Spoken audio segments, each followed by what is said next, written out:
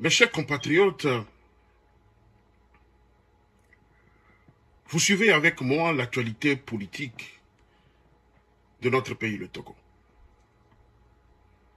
Et dans cette semaine, vous avez assisté à un mouvement de personnages politiques et de personnages qui luttent, je dirais, pour la libération de l'Afrique. Et à cet effet, nous avons certains que bon nombre d'Africains qualifient de panafricains ou panafricanistes. Tout d'abord, je me présente, je suis le président de l'Observatoire panafricain pour la démocratie et le développement. Aujourd'hui, ces mouvements que nous assistons dans notre pays démontrent combien de fois Faure Gnassingbé, le dictateur, le despote, cherche à utiliser certains Africains pour polir son image. Et je nommerai, entre autres, Nathalie Yamb et Franklin Nyamsi, qui sont aujourd'hui les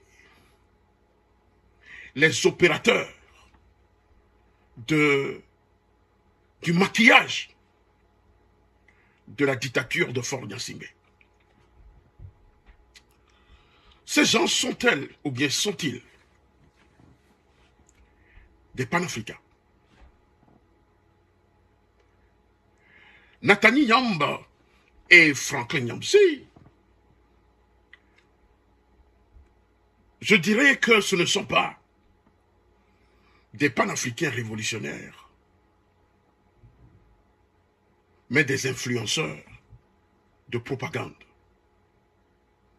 Je répète, Nathalie Yamb et Franklin Nyamsi, qui aujourd'hui visitent ou bien rencontrent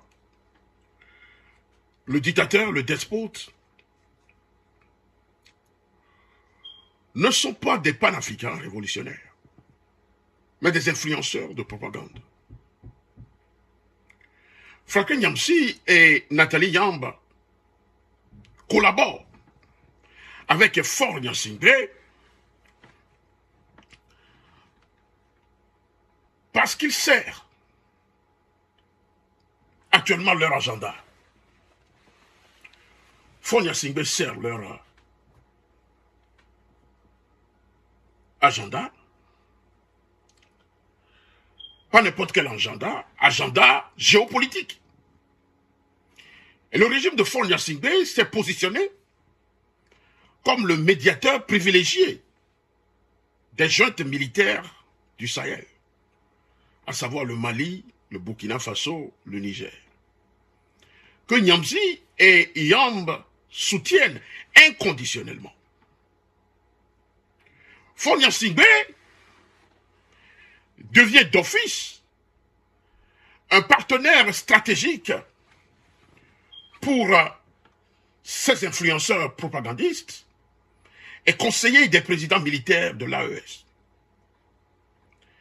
Bien entendu, ils sont célèbres pour leur dénonciation virulente de francs CFA et la présence militaire française et de l'ingérence européenne en Afrique. Ils se présentent comme des boucliers médiatiques des régimes de l'AES. Nathalie Yamb a d'ailleurs été nommée conseiller spécial du président Tiani au Niger en août 2025. En mars 2026, ils ont tous été nommés membres du Conseil d'orientation de l'Institut des peuples noirs au Burkina Faso. Je ne sais même pas ce que c'est. cette institution et quel rôle cette institution va jouer. Ce qui institutionnalise leur rôle de penseur du mouvement. Leur mode d'action est basé sur la mobilisation numérique et la gestion de narratifs ciblés. En fait, c'est du panafricanisme qui tire sur, je dirais, du business. Aujourd'hui, ces personnes sont des relais d'opinion ou des influenceurs franchisés, servant les intérêts du Kremlin. Je voudrais parler de la Russie en Afrique. C'est pourquoi moi je les qualifie de panafricains 2.0. C'est du panafricanisme tout haut. Pour ne pas dire tout haut. Hein.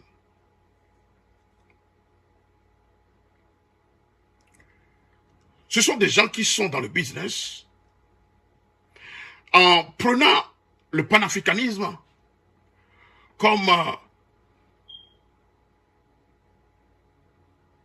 une force qui est décrétée depuis Kremlin dans le bureau de Vladimir Poutine. Donc ces deux personnes servent l'Alliance des États du Sahel, qui regroupe le Mali, le Burkina Faso, le Niger. Et je peux vous dire que leur idéologie est complexe. Elle se définit officiellement par un panafricanisme souverainiste, que je peux appeler, ou bien je peux qualifier de dérive autoritaire. Leur rapprochement aujourd'hui avec le dictateur et le despote Faure Gnassingbé démontre le panafricanisme dévoyé.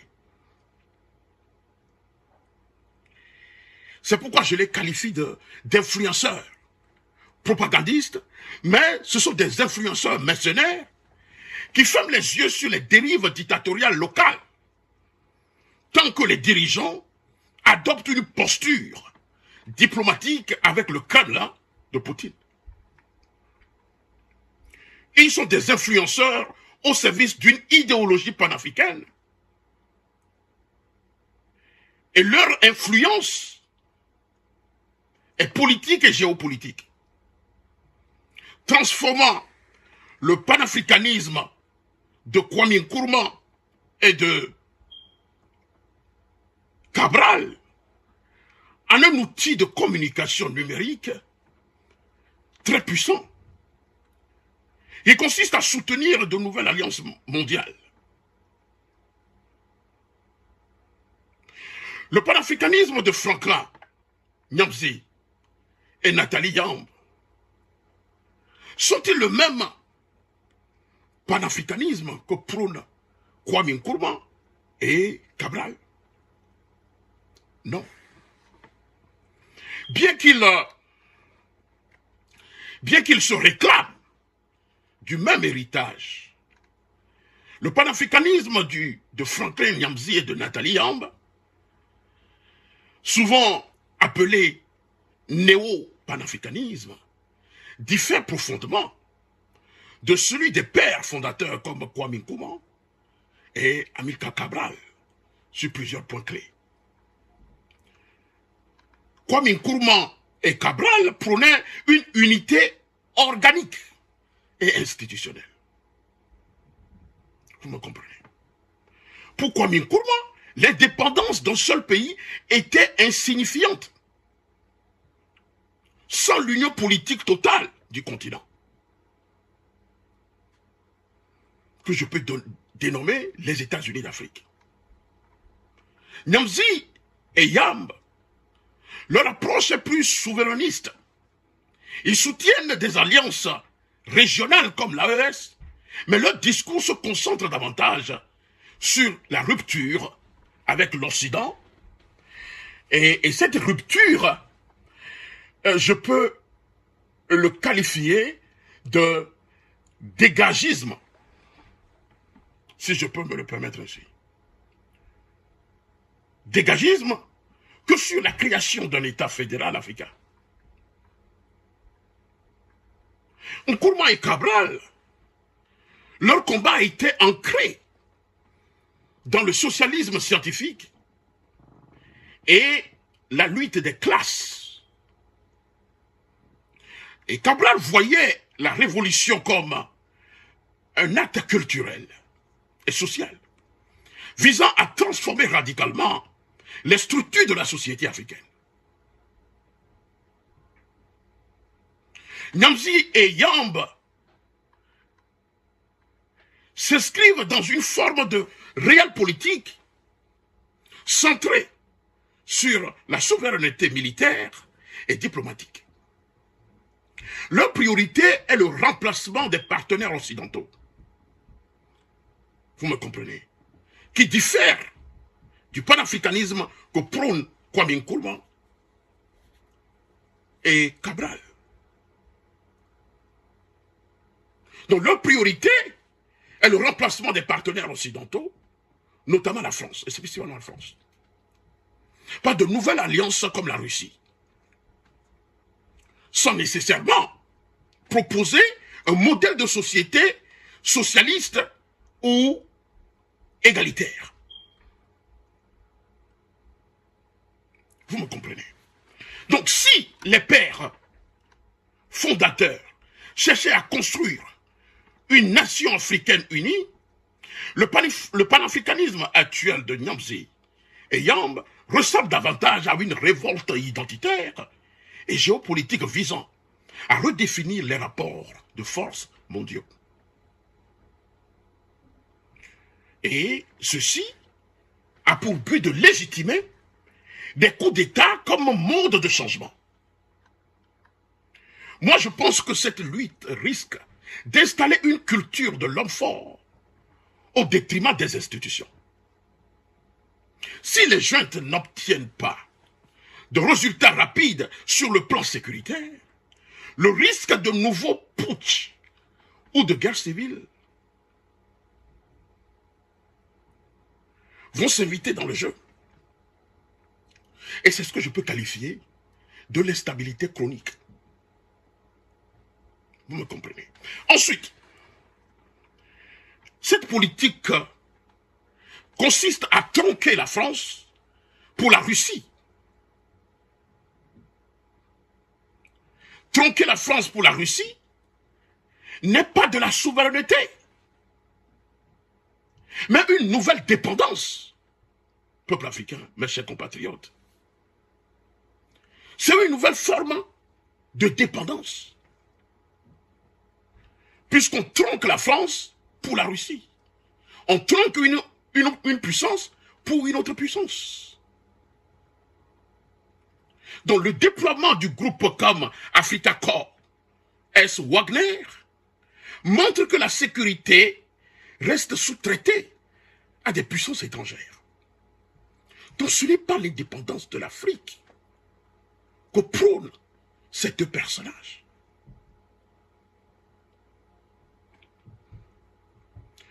Donc c'est un sacrifice des libertés sous prétexte de lutte contre le terrorisme et de panafricanisme. Les libertés de la presse et les oppositions sont muselées. Le risque est de voir émerger des dictatures durables qui étouffent le développement à long terme. C'est ce que nous assistons actuellement.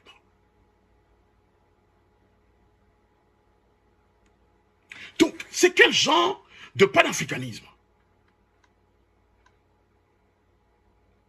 Ce sont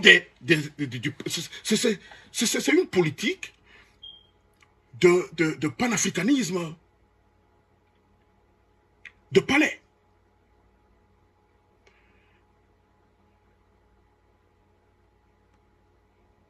C'est une sorte de business de propagande qui consiste à polir un dictateur.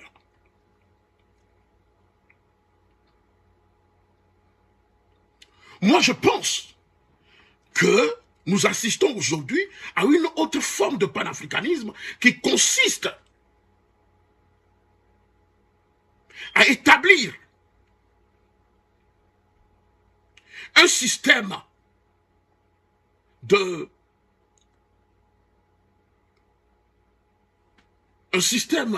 comment dirais-je,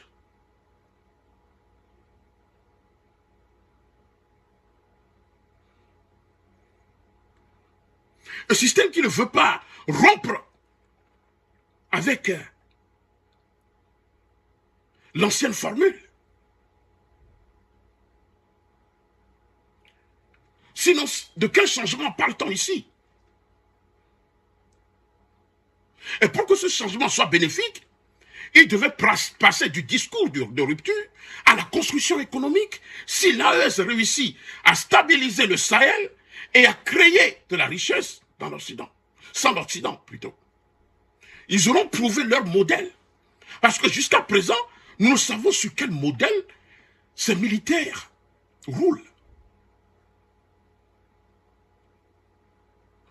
Parce qu'aujourd'hui, ce sont des militaires qui s'enlisent dans la guerre et la répression. Leur lutte sera perçue comme une simple parenthèse militariste. Nous savons que le changement que nous assistons aujourd'hui est géopolitique. Mais sa qualité, que je peux ouvrir comme parenthèse, progrès ou régression, dépendra de la capacité de ces régimes à rendre le pouvoir aux civils et à améliorer la vie quotidienne des populations. Je voudrais dire au peuple africain de l'AES que la souveraineté appartient au peuple. Le panafricanisme originel, comme celui de Cabral, visait la libération du peuple africain. Pas seulement un État.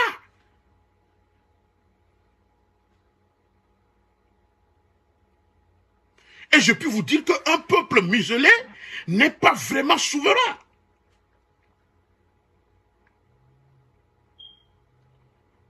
Aujourd'hui, il n'y a pas de liberté d'expression dans ces pays. Or, sans liberté de la presse ou opposition, il n'y a pas de contrôle sur la gestion des ressources. L'absence de contre-pouvoir mène souvent à une mauvaise gestion économique, ce qui finit par nuire à l'indépendance réelle. Nous assistons à une idéologie à double visage.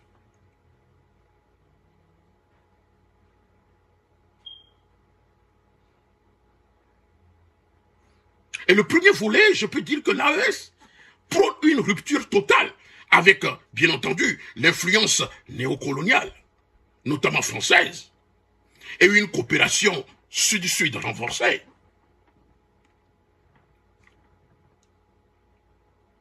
Puisque leur devise le stipule ainsi, un espace, un peuple, un destin. Et cela illustre, bien entendu, cette volonté d'unité et de souveraineté économique et militaire. Pour ces partisans, je pense que c'est un modèle de souveraineté partagée. Le deuxième volet est autoritaire.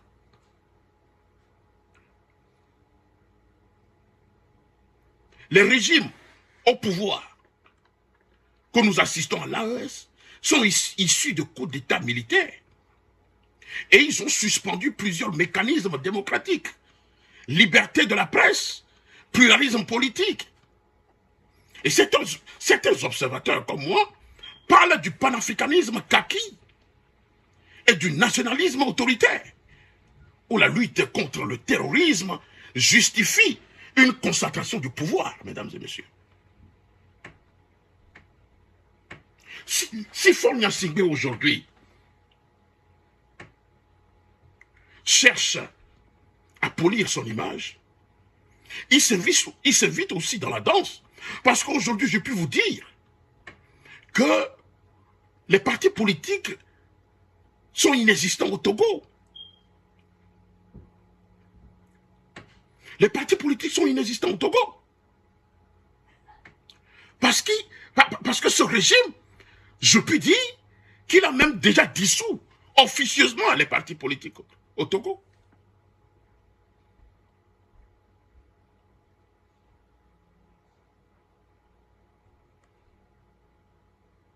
Sinon, pourquoi des panafricains, si vraiment ces personnes sont des panafricains, pourquoi visitent-ils des dirigeants comme Faure Gnassingbé, qui tripatouillent la Constitution, qui renversent la République sans consulter son peuple?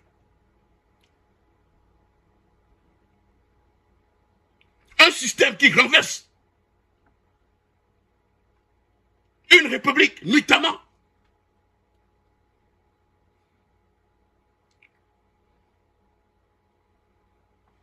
Sans que le peuple le soit consulté. Et cette proximité entre les militants panafricains ou ces leaders de l'AES et le dictateur Faure Gnassingbé peut sembler contradictoire, mais elle repose sur des raisons stratégiques aujourd'hui. Parce que l'AES utilise le panafricanisme comme levier de légitimation populaire, tout en maintenant une structure de pouvoir militaire, tandis que les relations avec le Togo sont dictées par le pragmatisme géopolitique plutôt que par une pureté idéologique. Bien entendu, c'est une alliance de circonstances ou d'idéologie stratégique qui vise l'intérêt économique et sécuritaire.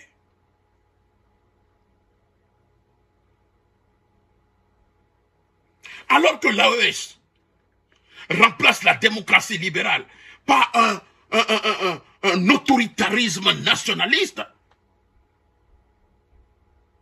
assumé.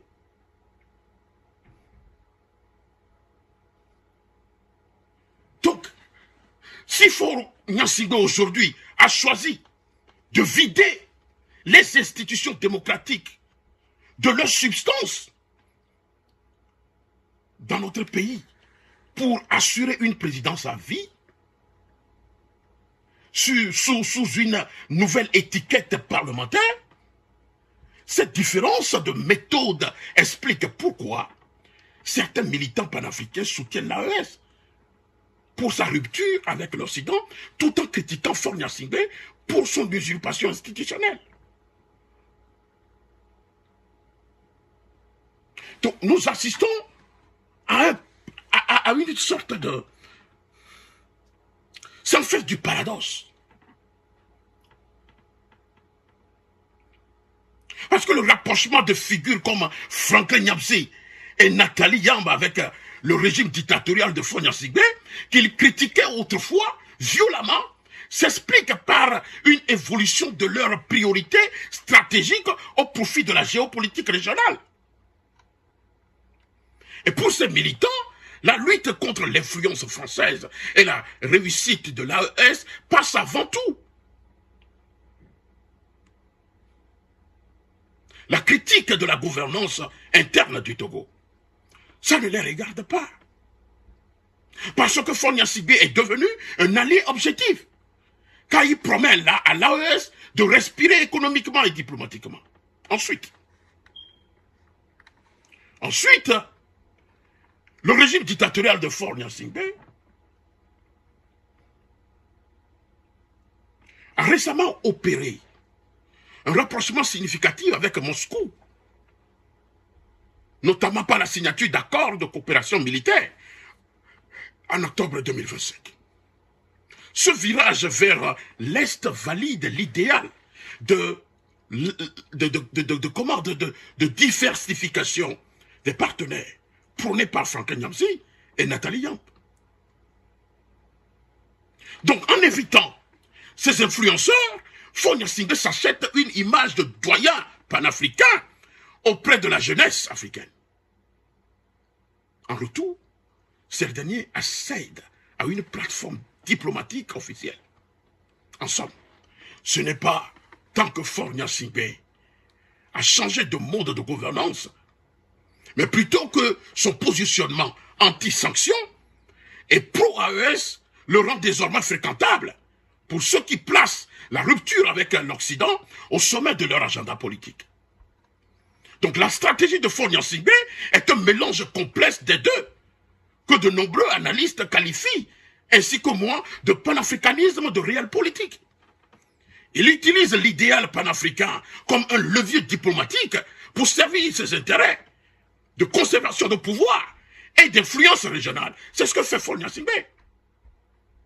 C'est ça la politique de Faure Gnassingbé. Son panafricanisme est un panafricanisme d'État. Vous me comprenez?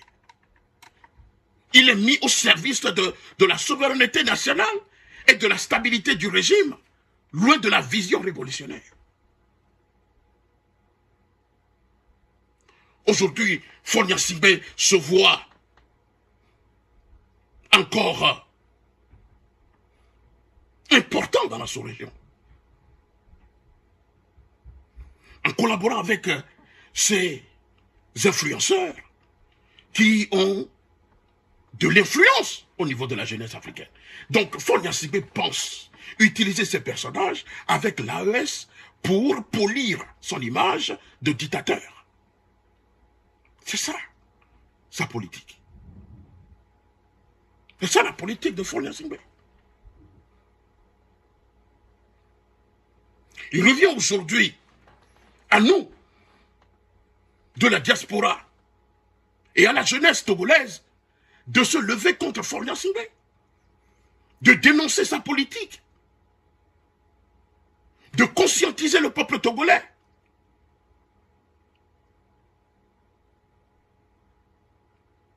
Pour lui faire comprendre que Faure Gnassingbé cherche à polir son image et cherche à se donner quelques importances au niveau international en tant que médiateur de la politique internationale, entre la politique internationale et l'AES. Bon, donc voilà la politique que joue Faure Gnassingbé. C'est un monsieur qui utilise la ruse pour se donner de la valeur. Or, au Togo,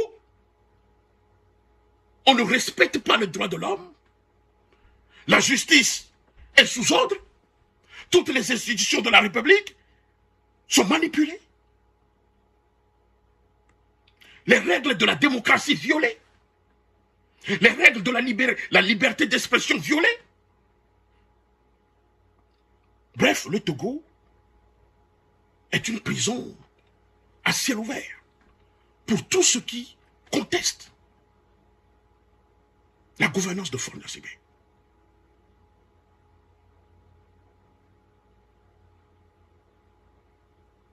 Il revient au peuple togolais d'agir et de faire tout et tout pour chasser Faure Gnassingbé à la tête de notre pays. Parce que Faure Gnassingbé ne peut plus rien démontrer au peuple togolais. Nous avons assisté à 20 ans de gouvernance, d'échec et de fiasco. Et il ne peut plus rien prouver au peuple togolais et il doit partir. C'est tout simplement que ça. Ces partis politiques qui se disent que si nous demandons le départ de Faure Gnassingbé du pouvoir, il va essayer de dissoudre vos partis politiques. Je vous dis, mais écoutez, il a déjà dissous officieusement les partis politiques au Togo. Et je me demande pourquoi avoir peur de la dissolution de partis politiques au Togo. Si on dissout le parti politique, est-ce que c'est le peuple qu'on a complètement anéanti? Non. Aujourd'hui, c'est le peuple qui doit faire le travail. Et nous devons conscientiser le peuple que c'est toi qui dois te lever contre ce système despotique. C'est le peuple togolais qui doit se lever aujourd'hui pour libérer notre pays, pour libérer la nation togolaise.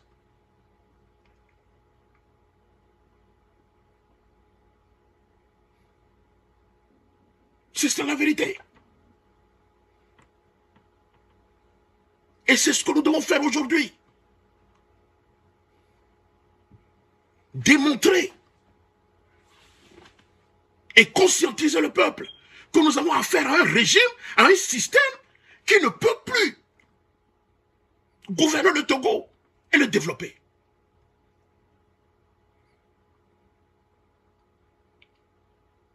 Seule la révolution populaire peut faire dégager ce système, ou l'armée, c'est tout. Il n'y a que deux options. Soit l'armée dépose Faure Gnassingbé,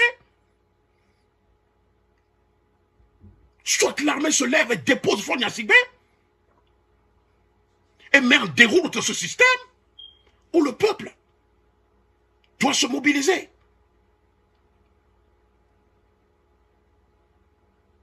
Pour chasser ces criminels à la tête de notre pays.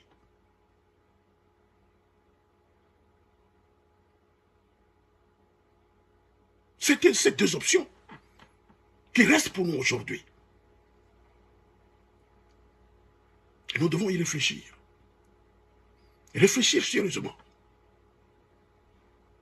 Je vous remercie.